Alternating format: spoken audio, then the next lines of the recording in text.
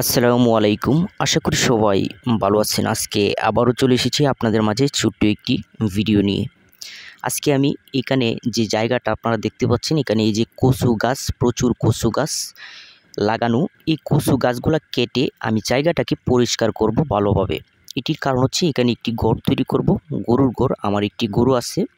আমি একটি ভিডিও দিয়েছিলাম প্রথমেই যে একটি গরু আমি কিনেছিলাম এবং এই গরুটি বাচ্চা দিবে। তো গরুটি অলরেডি বাচ্চা দিয়ে ফেলেছে, যার কারণে আমি কাজে লেগে গেছি গরুর ঘরটি তৈরি করার জন্য। কারণ আমার গরুটি যেখানে থাকে এখানে জায়গা, অল্প জায়গার মধ্যে গরুটি আমি রেখেছি। আমি যে ঘরের মধ্যে থাকি আমার ঘরের সাথেই কিন্তু গরুটি রেখেছিলাম।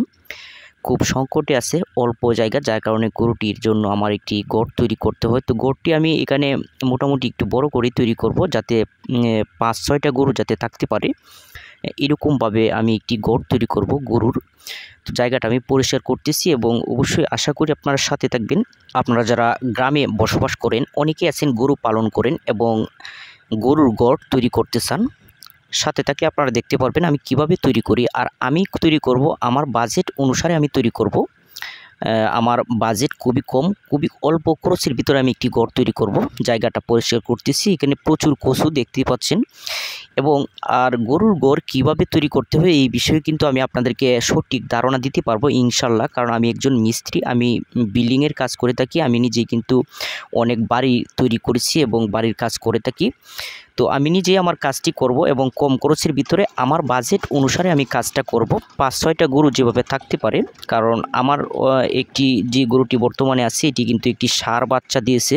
আমি এর আগের ভিডিওতে বলেছিলাম যে অনেকে আছেন যারা কামার করার চিন্তা ভাবনা করেন, আপনার গরু পালন করতে চান, বড় আকারে কামার করতে চান। আমি নিজেও কিন্তু পরিকল্পনা করেছিলাম কামার করব, কিন্তু আমি ভেবেচিন্তে দেখেছি যে আপনার অন্য কাজ ফেলে, অর্থাৎ আমি কিন্তু পাশাপাশি অন্য একটি কাজ করি।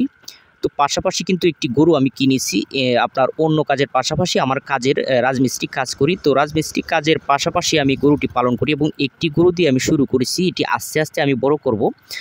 তো অলরেডি কিন্তু আমার গরুটি বাচ্চা দিয়েছে এবং 2টি গরু কিন্তু আমার হয়ে গেছে। কারণ আমি বলেছি যে আপনারা অনেকে আছেন হুট করে কিন্তু কামার দিয়ে বসেন, অনেক টাকা ইনভেস্ট করে টাকাগুলো কিন্তু নষ্ট করেন না জেনে না বুঝে। অনেকে আছে কিন্তু এরকম, নেই যে এরকম নয়। আমি দেখেছি অনেক নতুন ভাই যারা আছেন পরিকল্পনা করেন যে একটি কামার করার। তো আপনারা অবশ্যই অন্য কাজ পেলে, যারা আউট ইনকাম আছে, অর্থাৎ আউট ইনকাম সোর্স যাদের আছে, আউট ইনকাম সোর্স পেলে কিন্তু আপনার এই কামার দেওয়ার প্রয়োজন আমি মনে করি না। কারণ আমি দেখেছি অলরেডি, আমি ভেবেচিন্তে দেখেছি আপনার অন্য কাজের পাশাপাশি যদি এটা করা হয়, অল্প 1-2টি গরু দিয়ে যদি শুরু করা হয়, আস্তে আস্তে যদি বড় করা হয় কামারটাকে, তাহলে দেখা যায় যে এটার থেকে কিন্তু সফলতা পাওয়া যায়। আর হুট করে এসেই কিন্তু এখানে সফলতা পাওয়া যায় না, এটা কিন্তু বাই 100% গ্যারেন্টি।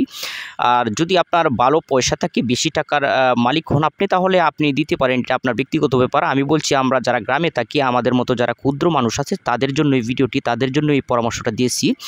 আর যারা ক্ষুদ্র নয়, আমার মতো যারা ক্ষুদ্র নয়, যাদের প্রচুর টাকা আছে, লক্ষ লক্ষ টাকা আছে, কোটি কোটি আছে, আপনারা দিতে পারেন, আপনাদের জন্য নয় এই পরামর্শ। তো আমি এখানে ইটগুলো কিন্তু এনে রেখেছিলাম এবং আপনার এখানে কিন্তু দেখেন এই যে বাঁশ আছে, যে এই বাঁশ দিয়ে তৈরি করব, কম খরচের ভিতরে তৈরি করব। আমি আগেই বলেছি আমার বাজেট অনুসারে কাজটা করব।